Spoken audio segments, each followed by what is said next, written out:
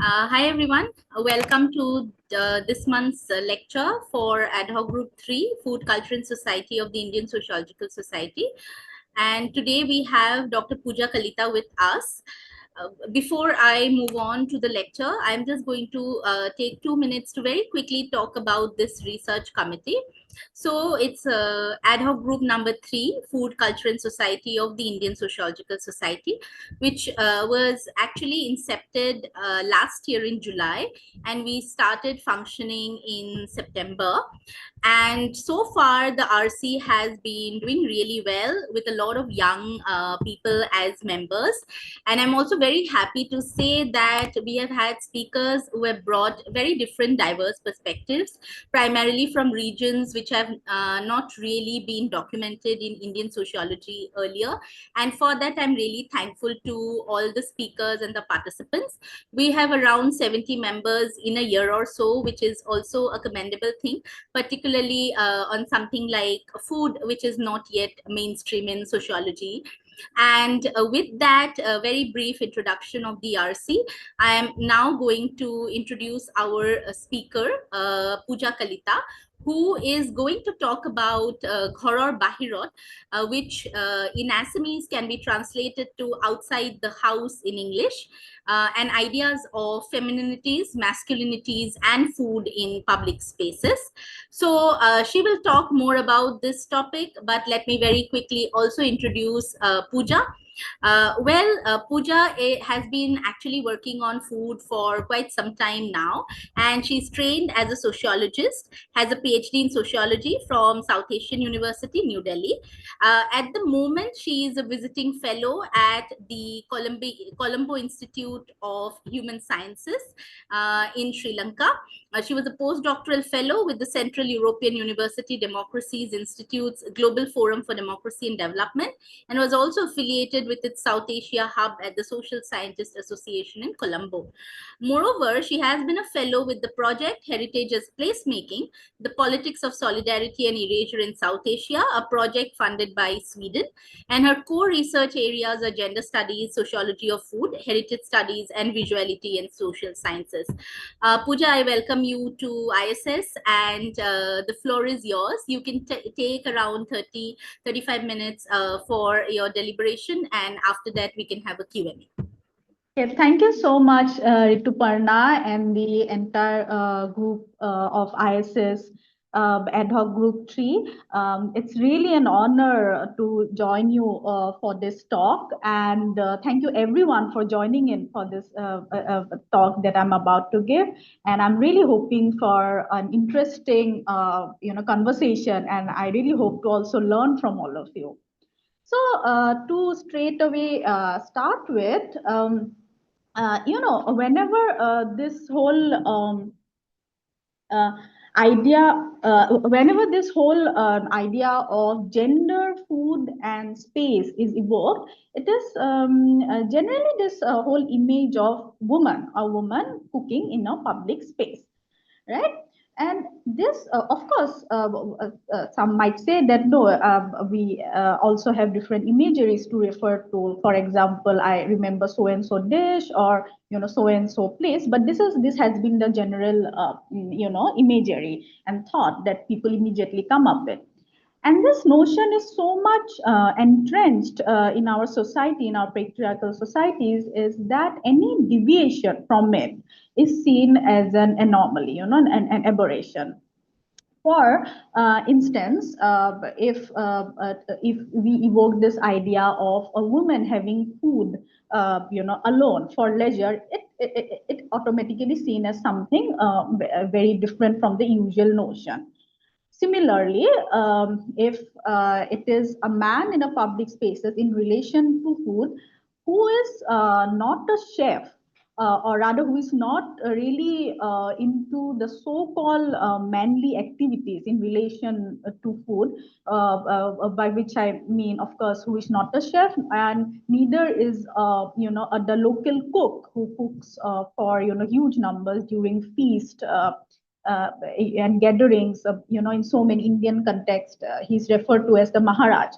So when a man is not involved in two of these activities, and still is associated with food in terms of running a small street stall of food, or for example working in a small shop which sells food.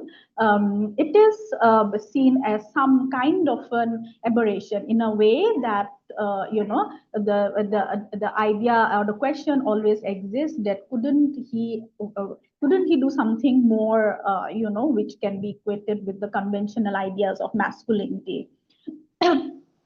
So, and to give one example, so much so that some of my male research participants during my work told me that they usually when their families are back home in their villages and stuff, they usually don't really tell them about their actual work in the city. And they usually refer to their work as business. I'm involved in some kind of business, which seems like a broader and sometimes a vague term for some activity, because it kind of seems like not an acceptable idea for them to really honestly tell their folks back home what do they actually do in terms of food. So that is one aspect. And however, my research has been to show, and as it itself has shown, that there are various notions and also performances of masculinities and femininities beyond the bipolar, patriarchal bipolar model of a unilinear model of masculinity and femininity. Uh, and for instance, many research participants would also say it is very usual for our father to make the tea, to always make the morning tea, and it is not our mothers, which in terms sometimes indicates two questions in a societal level, that why can't the women make the tea in the morning, and why it has to be men? Or sometimes it is compensated with the reasoning that okay, he's just making the tea and not involved in the regular mundane everyday activity of cooking for the family, which is also not to say that although rare, it still exists. Hence, I take this as an opportunity to really look into the different ideas and manifestations of masculinities and femininities. One of the things that also comes up is, whenever I have been involved in any discussion on food and public spaces and gender, people do tend to agree in terms of, yes, that this ideas of safety does exist, this burden of these notions of, patriarchal norms of performing masculinity and femininity in certain ways do exist, which also shows, and since this is a study which is based in one of the northeastern cities, Guwahati, which also shows that how our city spaces are both, how our city spaces are not always safe in terms of physical, social, cultural, and in economic senses. You know, for example, how we are, idea of leisure and food related to women is still is not something that is seen as usual, and how notions of safety gets evoked and experienced, and which I would be talking about in a while. So as the title of this talk, Ghoro'r Bahirot, it's basically translated into English as outside the house. Now, I think most of you or all of you would agree that it is somehow outside the house that it still evokes a lot of, curiosity, mystery, and, enigma in a way. Although, outside the house is also something which is there for public gaze. However, since it is beyond the boundaries of the domestic. It is often seen as something which can become a matter of huge curiosity in the kind of societies we live in for different kinds of people. For example, as much as it is a very taken for granted idea of men loiter in public spaces. Public space belongs to men to loiter and have fun. As much as this is a very usual idea, it similarly and in contrast to that, it is not a usual idea for women having fun and loitering in public spaces, as works such as Why Loiter by Khan Ranade has also shown. And hence so many times it and because of these, although I am though speaking only about food and gender performances in public spaces, it also these very notions of how a man or a woman having the body of a man or woman should be in a public space, that it really leads to various kinds of balance at various levels. Uh, and although we are talking about public space, but we also know that the norms which dictates people or which actually attempts to dictate people in the private space do not really vanish or subside in the public space.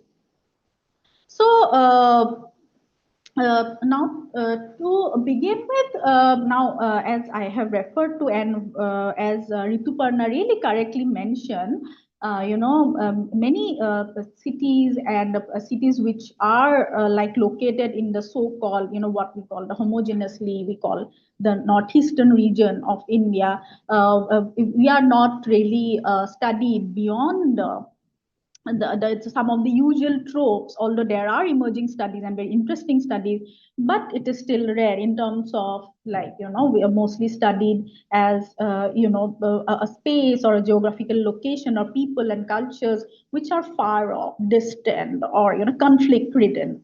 That is one of the things. And this since my study has been based in Guwahati, which also hosts the capital of Assam. Uh, it is just like any other cities I mean, it is of course a non-metro city, but like many other cities in India, in South Asia, in the global South as such, it is today booming and bustling with eating out spaces, whether it be the Domino's or the Pizza Huts or street stalls, you name it, you have it. It's like in terms of food, it is, and public spaces, it is very dynamic. And yet, in spite of that, and in spite of images that accompany the so many spaces and images and ideas that accompany such kind of development, wherein it almost seems that there are a lot of avenues for women to have fun, to hang out, and yet notions of safety, exploitation, and layers of inequality are uncovered. Even when we look at food at public spaces. And hence, there is a need to really go beyond glossy imageries that accompanies our city spaces, and in this case, in terms of food, because it haunts any even any so-called empowered women or very progressive men. Uh, so another reason, and that has been crucial in my study to look into the plurality of masculinities and femininities, have been beyond the very conventional white feminist lens. Are studies by feminist scholar Chandra Talpare Mohanty, wherein she argues, and I quote, a homogeneous notion of the oppression of women as a group is assumed. assumed, which in turn produces the image of an average third world woman. This average third world woman leads an essentially truncated life based on her feminine gender, read sexually constrained, and being third world, read ignorant, poor, uneducated, tradition bound, domestic, family oriented, victimized, etc. Close quote. Hence, I wanted to look into both womenhood and manhood in a more layered manner than the simple stereotypes, and how how patriarchal conditioning can be a burden for everyone. And in spite of that, how the negotiations with patriarchy happens on a daily basis by both men and women. So and what I mean to also say when I talk about the burden of patriarchy, one can refer to Prem Chaudhary's work in a rural Punjab, where she talks about how a man who is seen as, who is perceived as spending more than the necessary time at home, and by necessary it equates it to just having the meal, is seen as ghar ghusno, which means homebound or petticoat bound, who under the influence, who is under the influence of a woman. And although this study has been in a rural space, but of course it doesn't change much, even if we come to urban spaces, and which also my work has shown. And now, as I referred to this whole notion of safety, uh, one of the incidents that I would like to, mention here was on 9 July 2012. I'm mentioning this incident here because, although it's 13 years back, it gained notorious position for Guwahati in both national as well as to some extent international media, as Guwahati being a city unsafe for women, um, uh, uh, and and before which such kind of discussions were not really mainstream. Uh, and this was an incident on 9 July 2012 when a teenage girl was allegedly molested and manhandled by a crowd of approximately 30 men outside a bar, many of whom were subsequently arrested based on video footage of the event. A local TV journalist from the local news channel News Life was accused of instigating the mob and was arrested on 20th July 2012.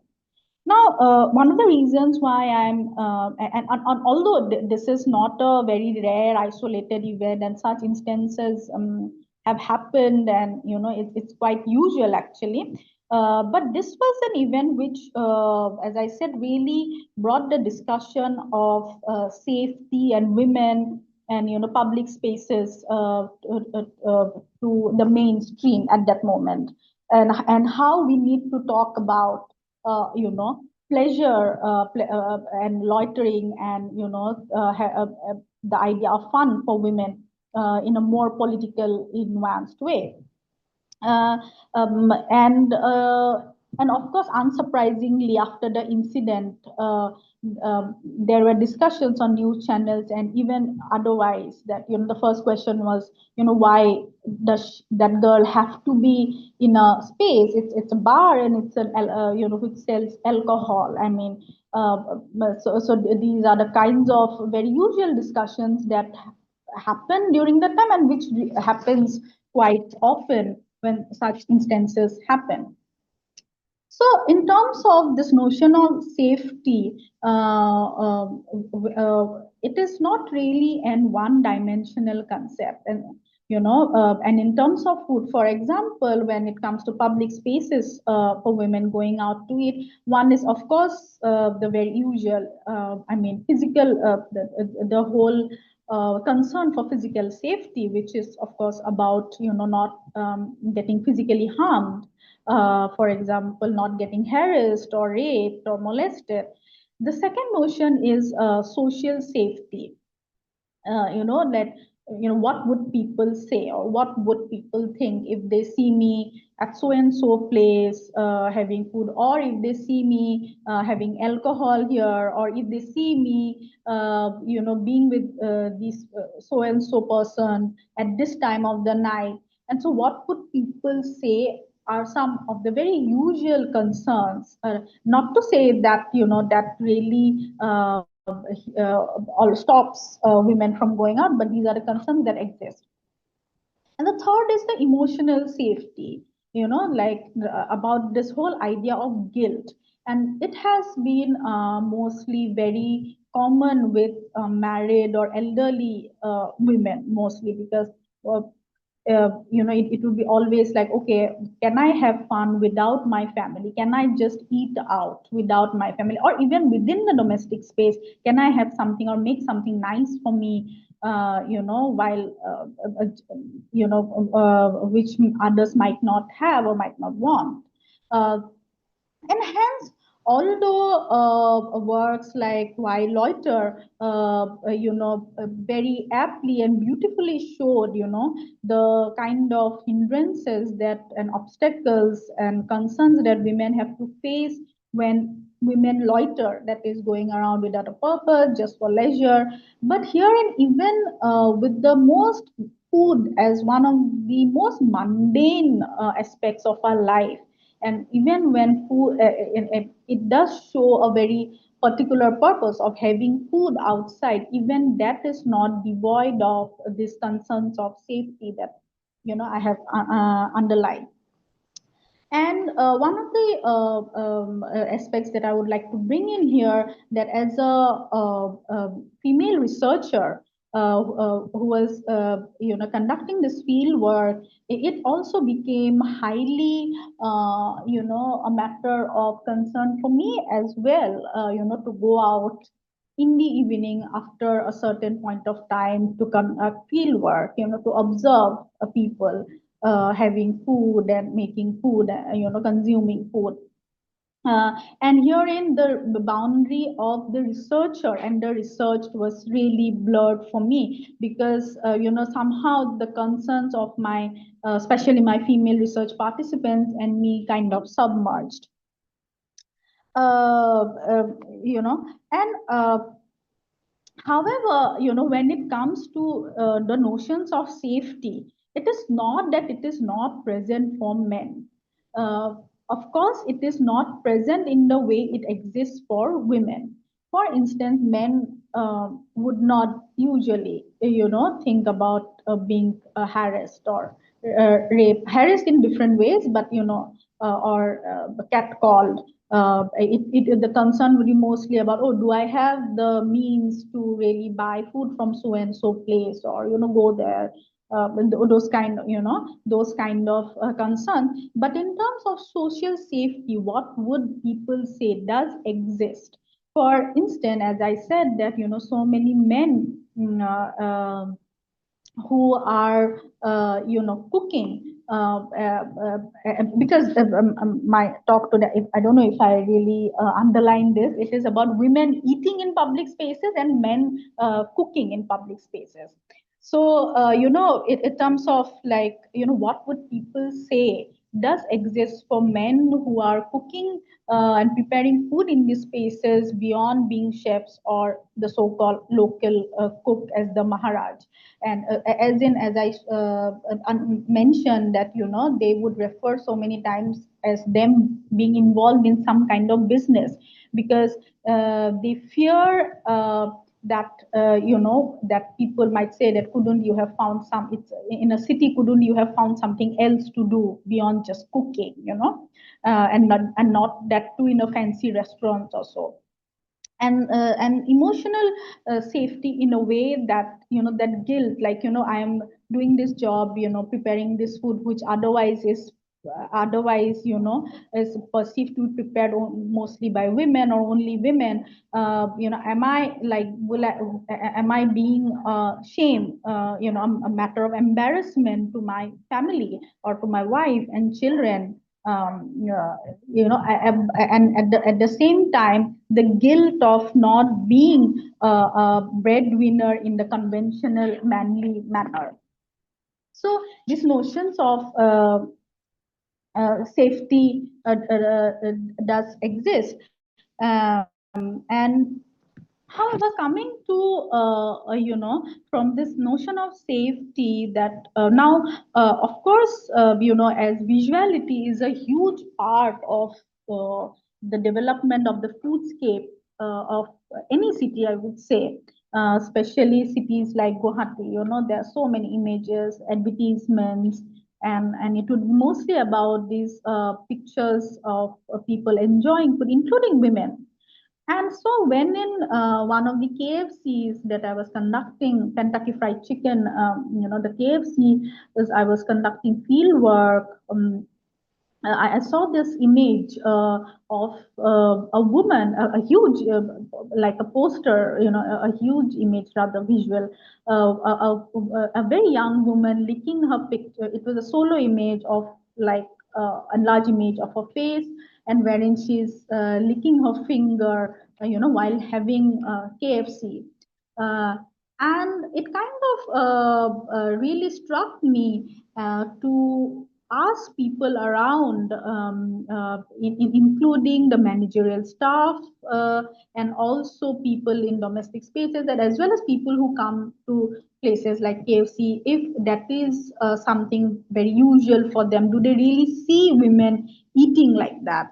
If that idea is a very usual thing for women relishing food, showcasing the desire for food in such an explicit way. And really, not to my surprise, the answer was no. Like, it is not something that they see usually, or it is not something a lot of people even approve. Uh, the idea of modesty of a woman, the ideas of decency, of belonging to decent families were often evoked. And it was very interesting the way people, looked down upon that image, and the kind of indications that people made really pointed out towards a very caste and class based notion of uh, women having food in certain manner, and it was seen as something very lowly, that when people used to evoke this idea of a decent family, it mostly really indicated high caste family with a very heteronormative patriarchal gender roles, and how men and women should be. And the second thing was, of course, to eat in the in a public space, where to have food in that manner in public view, where it is exposed to the public space, was also referred to in a similar way, and which was really not something which people thought is either usual or should be seen as usual. And however, that it is of course not. There are various categories of women, wherein women do go out and eat. And of course, one of the aspects which come out is that not all categories of women are also face the same kind of are subjected to the same kind of public gaze, or assessment. For example, burqa clad Muslim woman would be seen in a very different way than a woman who is perceived as so-called Hindu Assamese. uh, you know uh, and this is to say that the way we our societies profile different women in different manner. uh, uh, and another thing when about women really going out to eat was this whole idea of meat. One of the categories of women which for whom going out and maybe having food outside is not always an aberration, is a class of women who are involved with part-time domestic work. So this particular woman, who was around 45 years of age, she uh, when I asked, so she is someone who works as a part-time help in Guwahati, and she works for like about 5 to 6 households. And every day she goes to this particular tea shop, a very small tea shop, the neighborhood that she works in, to have tea and samosas, and sometimes some other snacks or so. And when I sort of asked her about this whole experience and what does she, think about, or how does she view women going out to eat, well, she said that she does it. I mean, she has to because it's a need, and because of which her family, her husband, or even like people who she meets and who knows her do not really see that as an aberration. Do not really see it as, oh, she's like eating outside. Because that's her need. I mean, she needs that cup of tea to really keep up with her energy levels to work, and because at the end of the day she brings income to the family. However, two things also came up in a very interesting way, as in when she said, also before that, she did say that, otherwise beyond the hours, which are really seen as need for her need-based consumption, it is not a very usual proposition, or it is not, it cannot be a very common thing for her to really go out to eat without her family. I mean, they do go out once in a while during maybe some special occasion or festivals, but with family. However, the two very interesting aspects that she mentioned was, one was that the reason she really enjoys this time, sorry, of her eating outside, is because it is someone else bringing her the tea and the snacks or the samosa to her, and it is not really she who is the one who is serving and preparing and doing, is the one who is involved in this labor, whether it be in her own domestic space or in the space where she works. That was, that time was also seen as a time which was very relaxing for her, in that small window that she gets. And the second was that particular shop that she really goes to, have tea, is a shop that she has been, visiting for a long time now. And the people know her, the locality knows her, she knows them, her husband knows the owner, so it is this whole sense of familiarity which makes her feel safe, but also the people around, feel that, okay, even though she is eating outside, it is need, plus she is in a space which is not, which is still somehow wherein she is domesticated, which is still a familiar space for everybody else.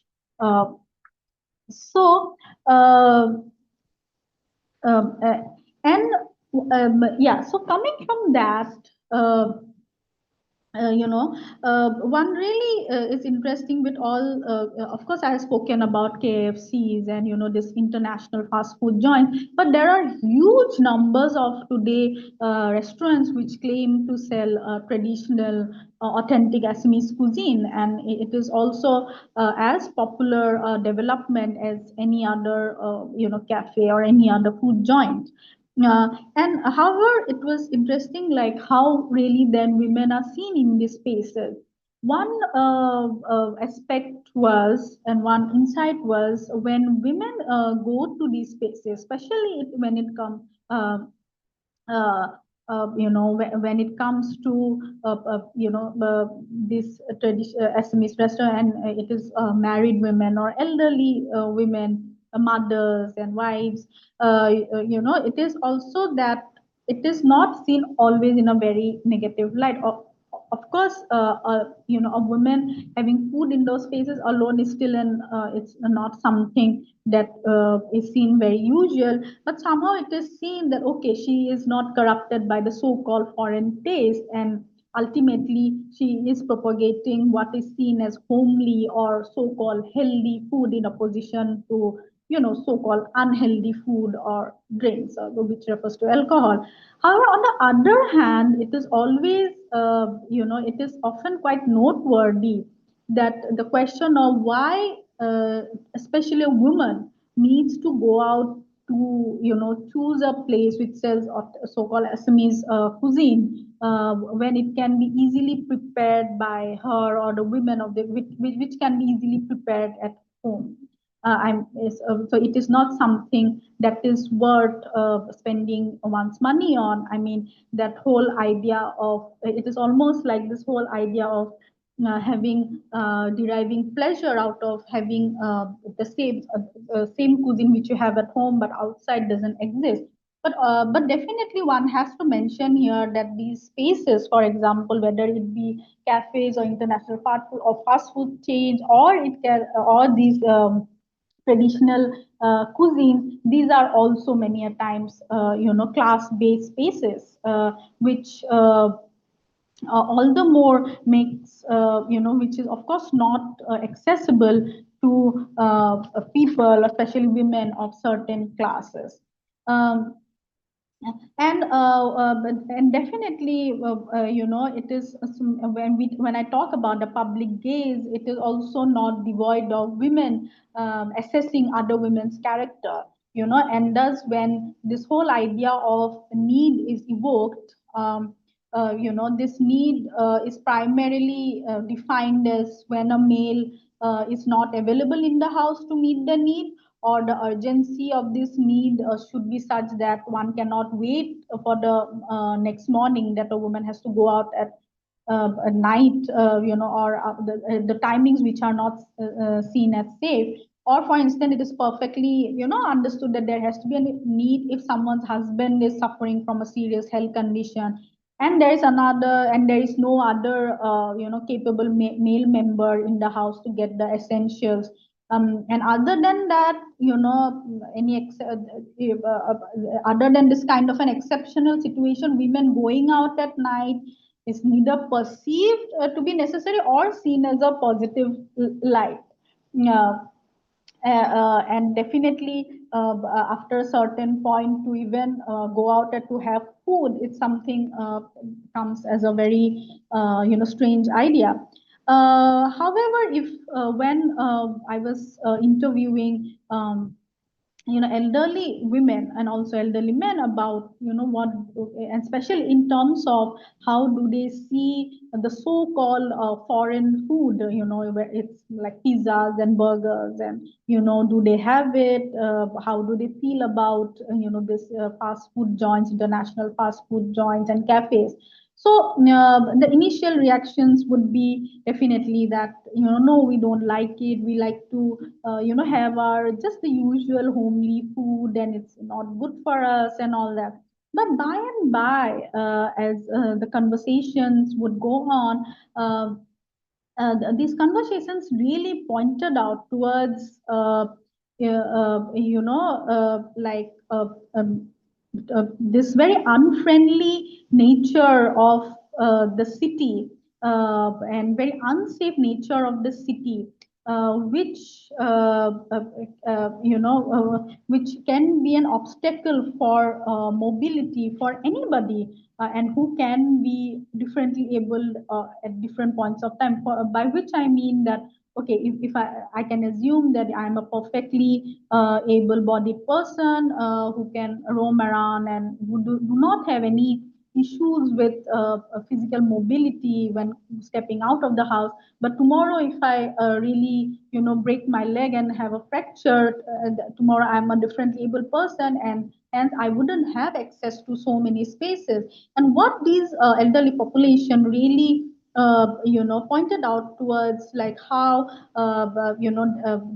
so many of these spaces, restaurants wouldn't have elevators or ramps to take their wheelchairs, and moreover, the streets of Guwahati as such, like many other Indian cities, are uneven and really poses a threat to one's physical safety for sure. What if someone meets up with an accident? And to then and to of course this whole reasoning is about what would people say that is of course there, but even this major part has been about this whole unfriendly nature of um, the city space itself, um, and uh, uh, and hence you know, when we come this whole idea of safety and assumption of need and these judgments that surrounds us, but the issue of alcohol always comes up. Uh, uh, and many a times the whole Bordeaux idea of taste and cultural capital really comes up because for a lot of people who would claim themselves as progressive, as modern or educated, it would be something like, wine is okay, but whiskey is not okay for especially women because firstly, there is a whole notion of gendered, even drinks, but also because it relates wine, especially relate to a very specific notion of class and cultural capital, because the knowledge of wine is not something that is related to that masses have, and it points out towards a certain category of people that can have. So that is one thing, and also about this, the same notions of familiarity and which pace a woman is really having, or with whom she's having that alcohol, and in which, for what reason, and so on and so forth. Uh, and in the last one of the not the last perhaps, but the conversation that Rituparna had with Professor Krishnendu Ray, when he was talking about street food and access to various kinds of the equal access to spaces, and he mentioned about, and I was very glad about, he mentioned about the access to public toilets.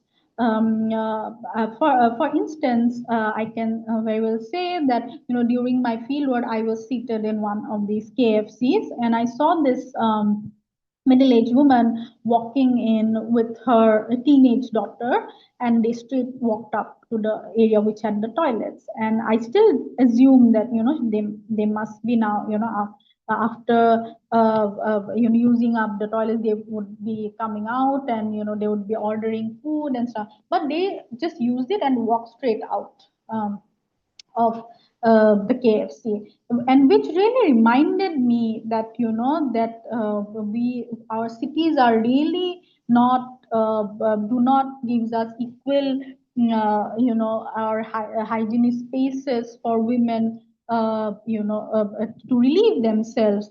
Of course, one can argue that even public toilets for men also do not exist to that extent. But remember, but at the same time, it is still in many places, or in many societies, still not seen as that kind of a unusual proposition for men to relieve themselves in different corners. But it is which is not available for women. And it really, in my conversation, it really came up that the more expensive a restaurant or an eating out space is, the better the toilets or the hygienic the toilets are. Which was a kind of a very unfortunate realization, I would say, because it also means that it is safe, hygienic toilets are not really accessible for many different marginalized different categories of women. And eating out spaces, because are one of the spaces where women of a certain class at least find it easier to use toilets. Now, when it comes to men and food at public spaces, as I said, I'm mostly interested in the men who are not into this very conventional manly work in relation to food. However, in general, when I would have these conversations, even men would, they would still, in spite of, food made by mother and grandmother, being very delicious, and remembering their dishes. But men were totally not really devoid in this narratives. But the only difference was that they did occur in terms of, very special or exceptional situations, like so and so's father or brother cooking in, so and so occasion, and or during when mother was not there or sick, and or other than that, and however, as I have mentioned during the beginning of my talk, that it is not that it is totally absent that some men cook, like, as a mundane chore, the cooking as a mundane chore at homes also. However, it is always the questions always surround that why is he doing it if all conditions are very much I mean, okay for wherein there are women to cook, and why does a man, and of course it translates into a man being a really sissy, or being a henpecked husband, and so on and so forth, which really kind of indicates to us the kind of burden of masculinity that the patriarchy really puts on men also. And it was very interesting when I went to this restaurant claiming to sell Assamese cuisine, and I met the male manager there, and I asked him, like, what does he have to, like, what is the kind of food that he likes, and who cooks it, as when in a okay, I'll just take, like, quickly wrap up. Okay, thank you, Rituparna. So yeah, so he was quick to really refer to his mother or grandmother cooking so and so, and I kind of asked him, like, why is it that, when the imagery is so popular of traditional cuisine cooked by women, and he has also referred to it, why is it that it is only the men, mostly in such kitchens, in public kitchens, when it comes to monetary value. Then he was quick to really evoke the idea of problems and the issues of safety, which of course, in the beginning I only assumed that it is the idea of safety for women, which exists. It definitely exists in terms of public spaces not being friendly for women. But also he said that, it is unsafe for the men who work in these restaurant spaces, because men are used to just joking around, and talking anything they want, and which might really offend any woman who would work there. So this whole idea of safety is also used in a very reverse way. And I asked, who are these men who really work there to who cook these traditional cuisine, of course, because there are no women. And he said, no, it's the Assamese cuisine is very simple, so anyone who shows any interest can acquire it. And and most of these men whom they have employed, where they have experience in Chinese cuisine, but since they have learned on the go, and it is not really a hindrance. And it was kind of very interesting the way this whole notion of masculinity and traditional cuisine was equated there. And but when and then I kind of got very intrigued with this whole idea of traditional sweets and snacks, which we call pithas in Assamese. And because pithas not only relate to women making them, but also to I mean, the idea of nimble fingers and being soft, and so on and so forth. And when I kind of, I'm just trying to wrap up quickly. So when I spoke to these two men who are in this pitha making, one of them occasionally come from his village to sell pithas in Guwahati, and another one sells pithas on a regular basis in a small street street, and he prepares it himself. While on the first case, he used to bring pithas made by the women of his family, as he claims, although nobody really has seen who really makes them. But the other one, he really prepares it in front of people, and it's a regular street stall. And both of them really evoke the idea of trust. That of course they evoke the idea of it is good and it is tasty and it is clean and it is hygienic, but it was the idea of trust which kind of then unpacked it as a category, trust as a category, or the bisa as we call in Assamese, as a category of having a shared religious affiliation, caste and class affiliations as well. And in the second case, Harish Da, who as I would refer to him, he would make these pithas in his street stall. He, as well as some of his customers would really refer to his work and his whole work of preparing pithas and serving them as also having a lot of care and affection, and which kind of really shows that we have had very little conversations about masculinities and idea of care and affection when it comes to men and food and men cooking food in public spaces. Also, at the same time, when the idea of trust was evoked, one of the reasons that customers said that one can trust, because these are people from the village. So a rural masculinity was seen as more reliable when it came to traditional cooking or traditional snacks than urban cosmopolitan masculinity to make them and serve them. So, in a nutshell, we get a sense that and of course these men have established this pitha stalls, and Harishda has been making these pithas out. What he says, he had to realign his work because of certain unfortunate instances, and he had to face.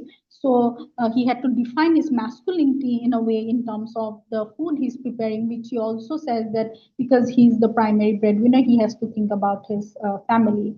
Hence, we do get a sense of the different kinds of femininities and masculinities that play out in the public space of of our city spaces, and in this case in Guwahati. Thank you so much. I look forward to the conversation. Thank you, Pooja, for that very, very interesting deliberation. I know that it's not easy to, pack years of research into 30, 40 minutes. Thank you once again for that. So we already have some questions in the chat box, and I will read them out to you. You can address them as you, see fit. So there is a question on excuse me, sorry.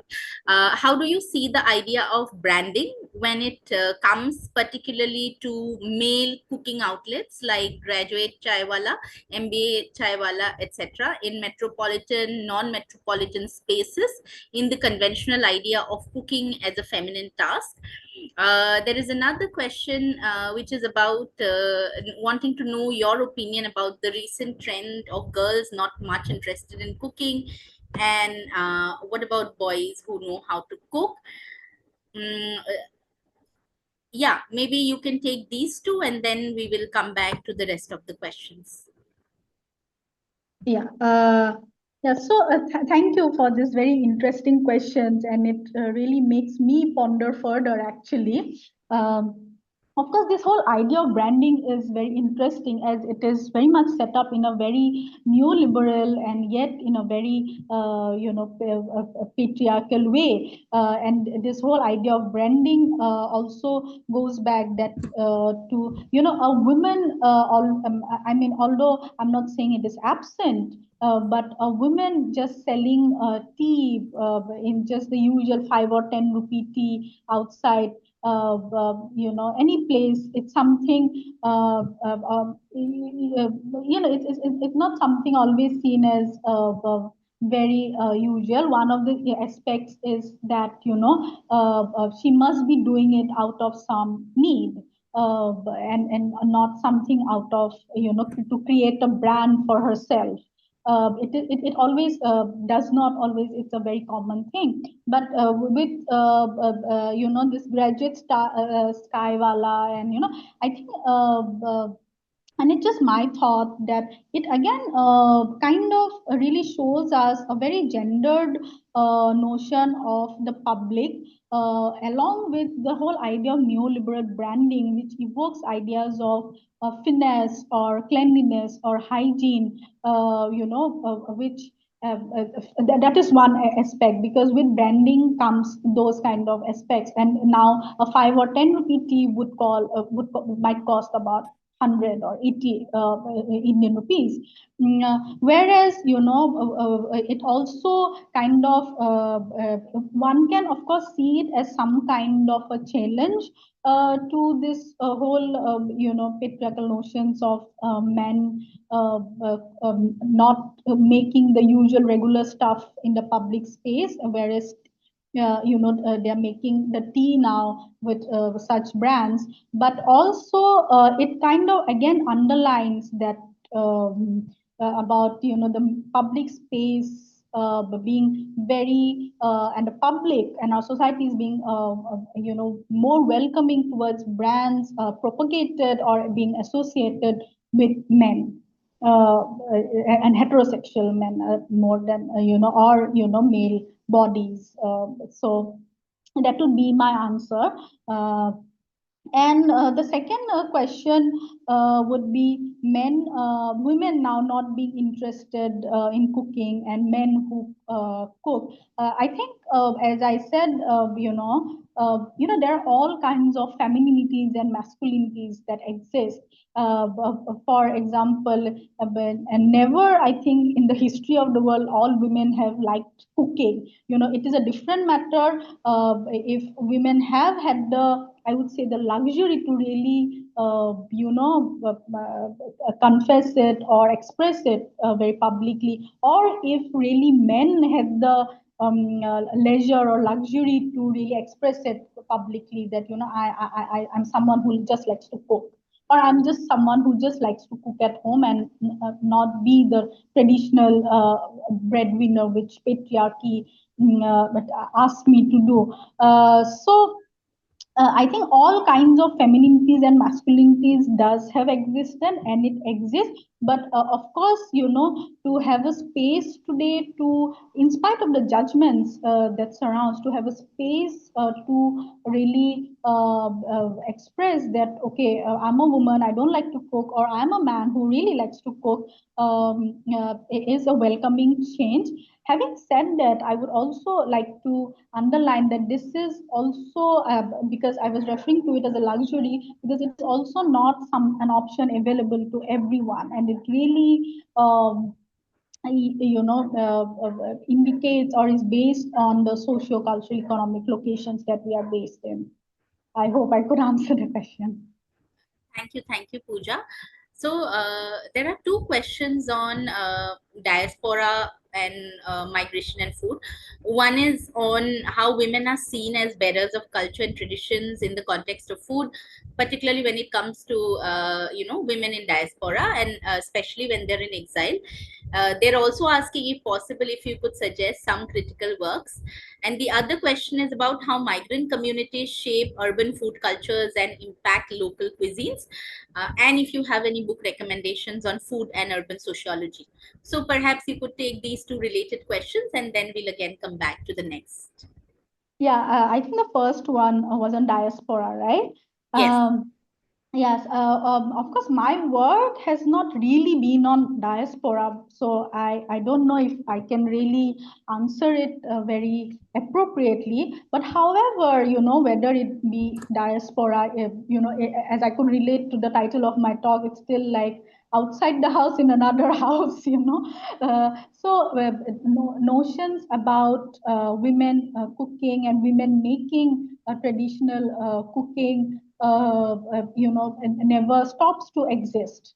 It is not that you have moved out from one country to another, and because of which the society would see you in a different way. At the max, they would see you, even if a woman decides that I don't want to follow the traditional gender norms of domestic roles. She would at best be seen as someone very different, or a deviant in that way. However, as Tulsi Srinivasa's work has shown us, and I exactly don't remember the title of her work or the paper, about this whole idea of even packaged food, ready to eat, ready to ready to prepare food, or 2 minutes, which you just have to heat up. Even for that matter, when if I have to relate it to my research on these men preparing pitas, and also the outlets which sell ready-made pitas and ready-to-eat, which we call jolpan breakfast. It is the same notion of women trying to preserve their culture in a way, and showcase themselves as responsible, good women, having still upholding traditional values, while at the same time, at least being responsible enough to bring in, or feeding the family with traditional food or traditional cuisine, even if it is being, from outside the house and not really prepared by themselves. Um, the second thing about this critical works and this migrant, I mean, there are many, and of course, the first, without any guesses, the first works that comes to our mind is Professor Krishnandure's work, extensive work, and his work such as ethnic restorator, to Jigman and Johnson, sorry, not Jigman, Johnson and Bowman's work titled The Foodies, to, of course, Rituparna is also coming up with her edited volume on food cultures. And, there are many, and I would be happy to engage with further discussions with you, and perhaps Rituparna can share my email ID, and I can write back to you with suggestions of critical works on food. Yeah. So, as far as I can remember, I think the essay that Pooja is referring to is called as Mother Made It by Tulasi Yes, Srinivas. yes. Yeah, and I think Krishnendure's and Krishnendure and Tulasi Srinivas's book Curried Cultures, yes. which looks at globalization, food, and South Asia, is also important for urban and then migration. And there is this very interesting essay by Jennifer Saunders, or titled "I Don't Eat Meat," where she's looking at food habits of transnational Hindus in the US. So perhaps these are some resources that you could check out. Uh, Pooja, there are some more questions. So one of them is about primarily women cooking in their own households, which is taken for granted. But cooking as a professional activity is dominated mostly by men.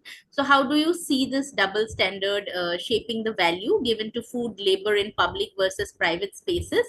And a related question, that do you think that the lack of women in late night food spaces is more about safety concerns, or is it also tied to perceptions of respectability?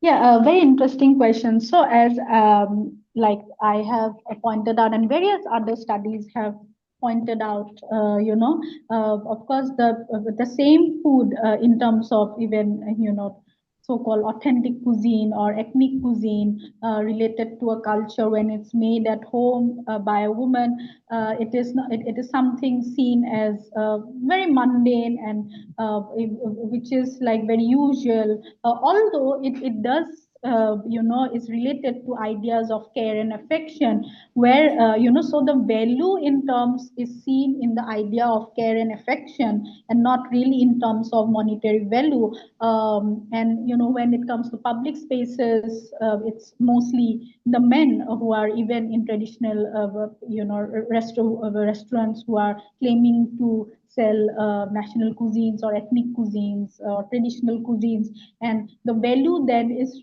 reversed. Then it is about the monetary value, because it is a very taken for granted idea that men can handle the heat, contrary to women. By handling the heat means that public space of cooking is it demands a lot of it is much more demanding, because you're cooking for a lot of people, and it involves money transactions, and which are of course wrongly assumed that women are not good at.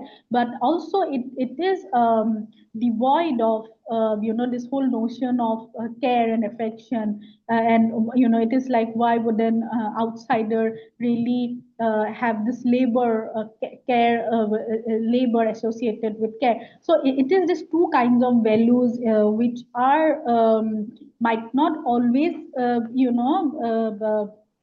exist, but it is these ideas which are very much present, and which dictates how we look at women's cooking in private spaces, and men's cooking at public spaces. And I sorry, I forgot the second question. The second question is about absence of women from late night food places. Ah. Yeah, of course, as I said, this whole notion of safety that exists, and but also this whole idea of respectability. Well, I would say I don't really separate this notion of respectability from the notion of safety, because in a way, respectability also is a crucial element in terms of what I refer to as social safety in my work.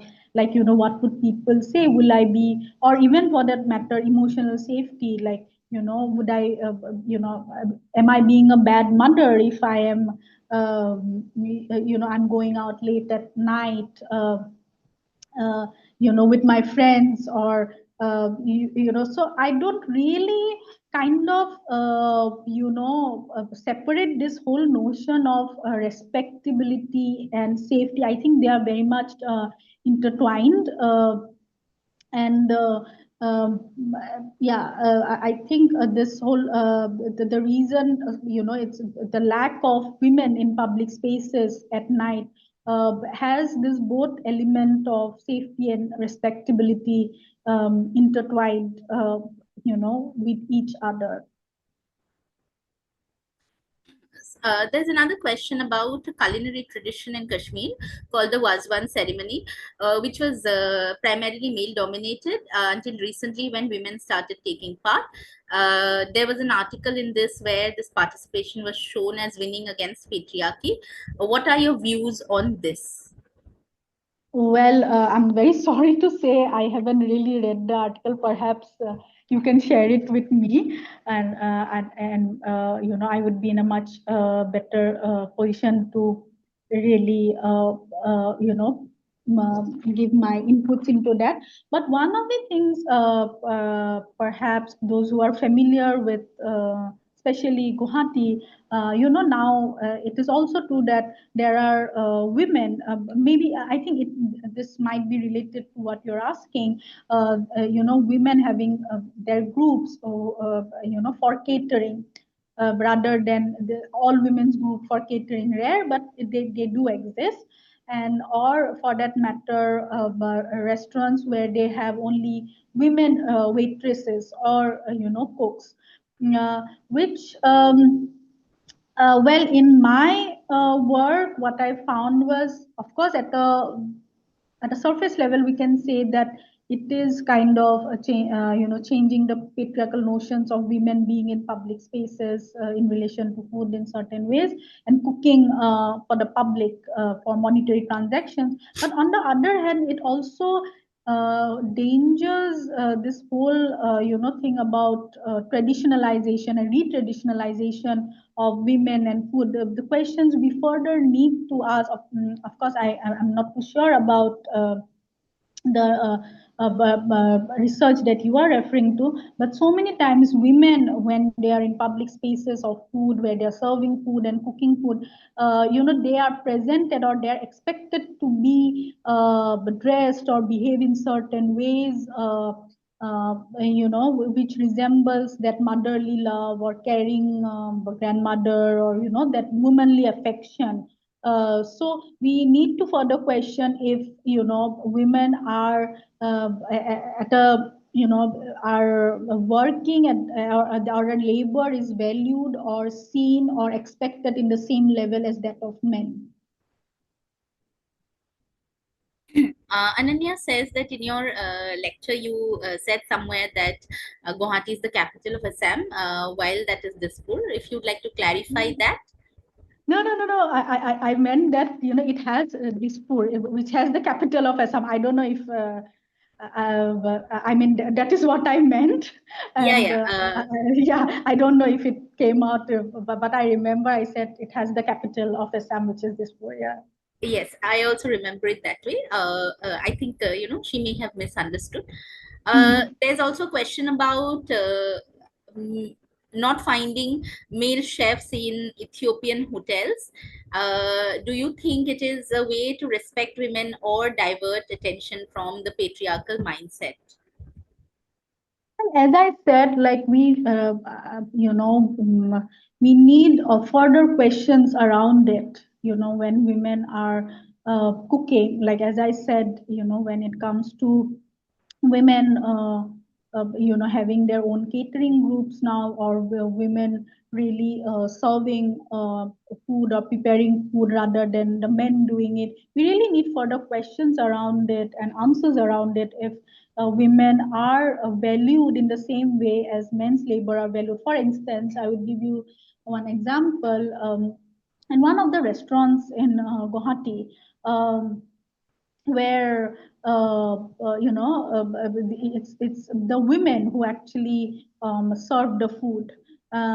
And when I asked the one of the owners, and it is co-honored by this couple, and I asked this woman as much as I asked this man that how did this idea came about, and she said that we have been to many restaurants, especially this restaurants which sell ethnic or traditional cuisine, which are served, and when it is served by men, it does not really show much affection, or it seems much more transactional than when women dressed in a particular way serves it or prepares it.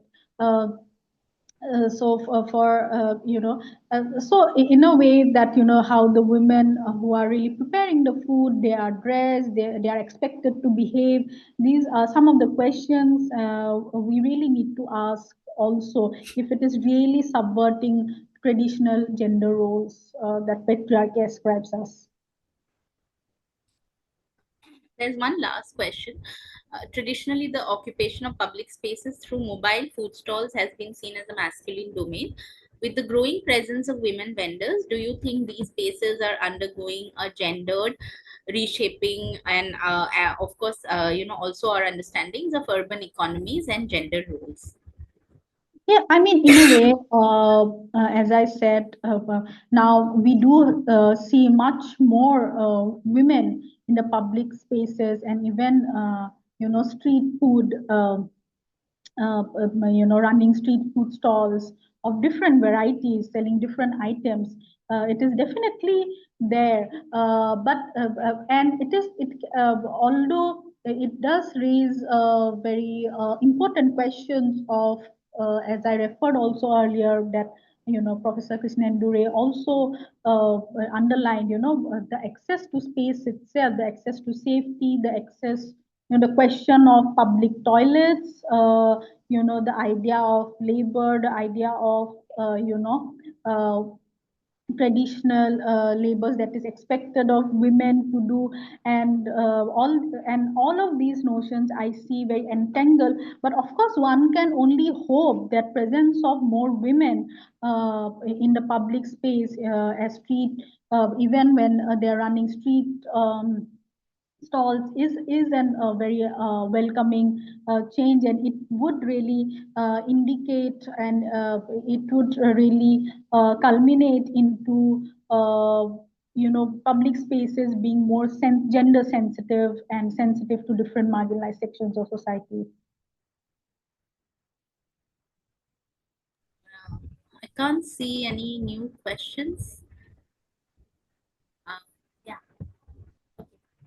Thank you, Pooja, once again for this very interesting deliberation. I've also shared her works in the chat box. You can go to her Google Scholar profile and look them up. And the video will be up on the YouTube channel of ISS, so you can check it out if you have any doubts, etc.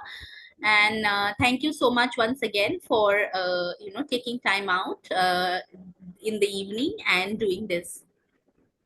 Thank you so much, Rituparna, and everyone who joined for this conversation. It was, and especially for the questions, it was really thought-provoking for me as well, and which would really help me even, think further. And it was really an honor. And yeah, thank you to this group on food culture and society, and everyone, and Rituparna especially. Thank you so much, and have a great evening.